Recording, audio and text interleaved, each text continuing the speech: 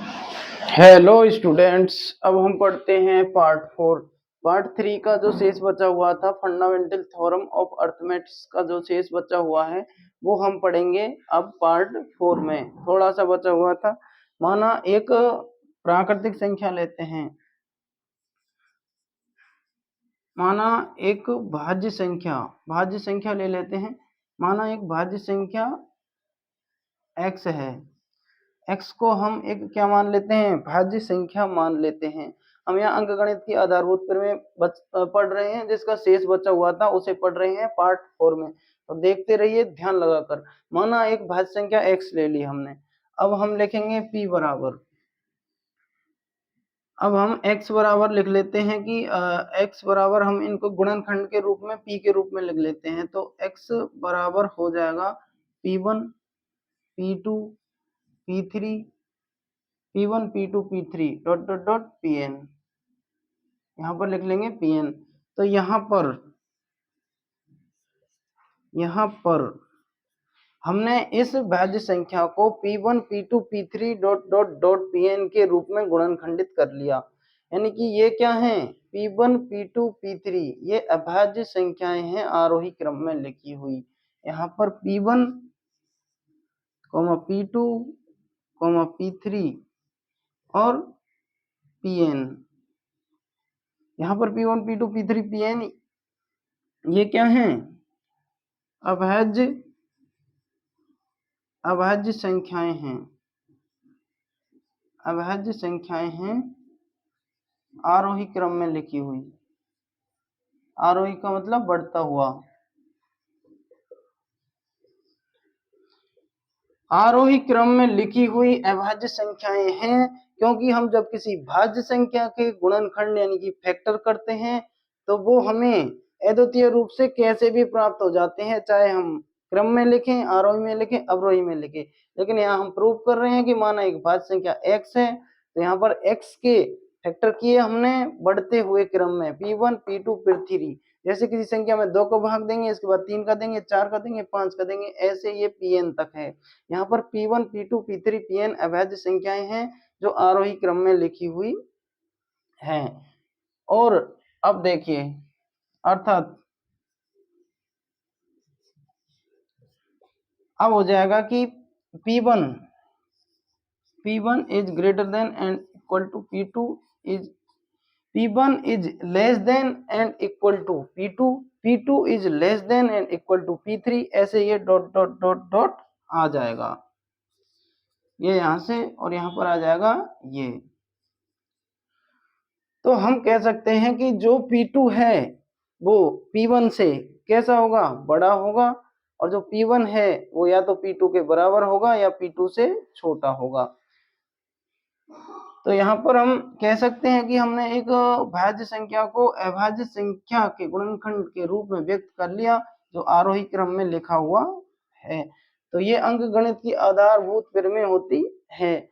जैसा कि अब हम इसका उदाहरण आपको देते हैं कि यहाँ पर लिख लेते हैं, यहाँ पर कोई संख्या लिख लेता हूं, जैसे कि भाज्य संख्या, कोई एक भाज्य संख्या है 10। तो 10 को लिखा 2 इंटू 5, पहले 2 का भाग दिया और फिर 5 का, तो क्या आ गया, 10 आ गया। तो देखिए ये p1 2 हो जाएगा और p2 5 हो जाएगा। तो इस प्रकार से है ये, इसको फिर और डिटेल में समझेंगे। यहाँ पर ये हो गया। अब यदि हम अभाज्य संख्या को समान रूप में लिखते हैं, यदि हम अभाज्य संख्या को समान रूप में लिखते हैं तो हमें अभाज्य संख्याओं के घातें प्राप्त होती हैं। यदि हम अभाज्य संख्याओं के गुणनखंडों को या अभाज्य संख्याओं को समान रूप में लिखते हैं, यहाँ लिख देता हूं मैं, अभाज्य संख्याओं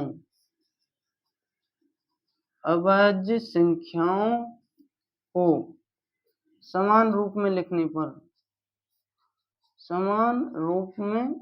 पर, यदि हम अभाज्य संख्याओं को समान रूप में लिखेंगे, अभाज्य संख्याओं को समान रूप में लिखने पर, अभाज्य संख्याओं को समान रूप में लिखने पर अभाज्य संख्याओं की घातें प्राप्त होती हैं। अभाज्य संख्याओं की घातें यानी कि पावर और प्राप्त होगी, हमें प्राप्त होती है। जैसे जैसे देखिए, जैसे मैं लिखता हूँ 200, तो 200 को लिखेंगे 2 इंटू 2 इंटू 2 इंटू 5 इंटू 5, तो ये हो जाएगा 2 की पावर 3 इंटू 5 की पावर 2। तो देखिए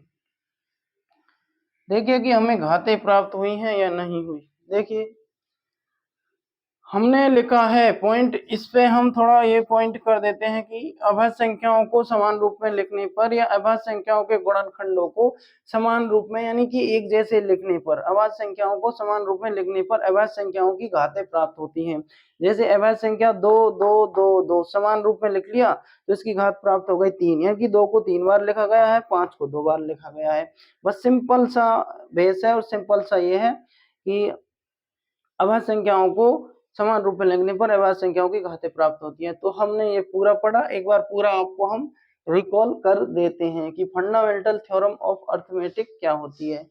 यानी कि प्रत्येक भाज्य संख्या को अभाज्य संख्या के रूप में व्यक्त किया जा सकता है, और वो भी किसमें, अद्वितीय रूप में, और बिना क्रम को ध्यान में रखे हुए अद्वितीय रूप में इसको व्यक्त किया जा सकता है। किसको, भाज्य संख्या को अभाज्य संख्या के गुणनखंड के रूप में। इसके बाद हमने पढ़ा कि एक जो प्राकृतिक संख्या होती है उसे भी अभाज्य गुणनखंडन के रूप में व्यक्त किया जा सकता है, प्रत्येक अभाज्य संख्या को उसके क्रम को ध्यान में ना रखते हुए। और इसके बाद पढ़ा हमने, माना कि एक अभाज्य संख्या x है, माना कि एक भाज्य संख्या क्या है, x है, और x बराबर x के हमने क्या कर लिए, फैक्टर कर लिए, p1 p2 p3। जैसे ये कोई भाज्य संख्या 10 ले ली, इसके फैक्टर कर लिए। जैसे यहाँ 2 इंटू 2, यदि यहाँ इसको रखेंगे तो सेम है, ये सिर्फ साइन होते हैं या फिर ये चर वैल्यू होती है, और चर की जगह हम कोई भी अचर मान रख सकते हैं और उसे प्रूव करा सकते हैं। तो p1 p2 p3 pn dot dot dot, pn का मतलब होता है कितनी भी, जितनी संख्या हम रखना चाहेंगे, इसलिए डॉट डॉट लगाया है। 3 रखेंगे तो 3 आ जाएगा। तो यहाँ भाज्य संख्या के ये अभाज्य गुणनखंड कर लिए, लेकिन ये अभाज्य गुणनखंड किस में है, आरोही क्रम में लिखी हुई अभाज्य संख्याएं हैं। ये अभाज्य संख्या ही तो होंगी जब हम इसका फैक्टर करेंगे, तो अर्थात जो P1 है, P1 is less than and equal to P2, P2 is less than and equal to P3, और इसी प्रकार हम इसे लिख देंगे। मतलब ये छोटा होगा फिर बड़ा होगा फिर बड़ा होगा, इस प्रकार से हमने भाज्य संख्या के फैक्टर किए हैं। तो ये अंकगणित की आधारभूत प्रमेय हो जाती है। और अभाज्य संख्याओं को यदि हम समान रूप में लिखते हैं, यानी कि एक जगह रिपीटेशन उनका कर देते हैं, 2 2 2 2 2, तो ये हो जाएगा जैसे 200 को हमने लिख के दिखाया, 2 की पावर 3 इंटू 5 की पावर 2। तो यहाँ तक हमने पढ़ा, कंप्लीटली पढ़ा, अच्छे तरीके से पढ़ा। यदि इसमें आपको कोई प्रॉब्लम आई हो तो नीचे कमेंट कीजिए, वीडियो को लाइक कीजिए और हमारे चैनल को सब्सक्राइब कीजिए। Thanks for watching the video.